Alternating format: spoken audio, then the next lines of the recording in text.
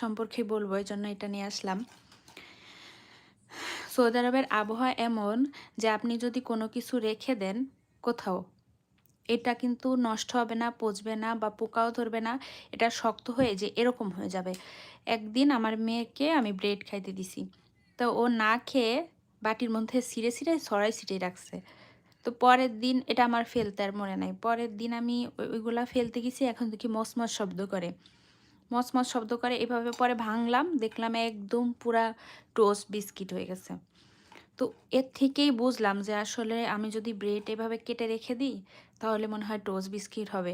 তো কালকেই, আমি বেশি দিন আগে না, কালকে আমি এভাবে ব্রেডগুলো কেটে, এই যে দেখেন ছুরি দিয়ে সমান করে কেটে, এই যে এই দিক দিয়ে দেখলে বুঝতে পারবেন যে আমি ছুরি দিয়ে কাটছি, মানে সিজার দিয়ে আমার কাটা এত সুন্দর হয় নাই।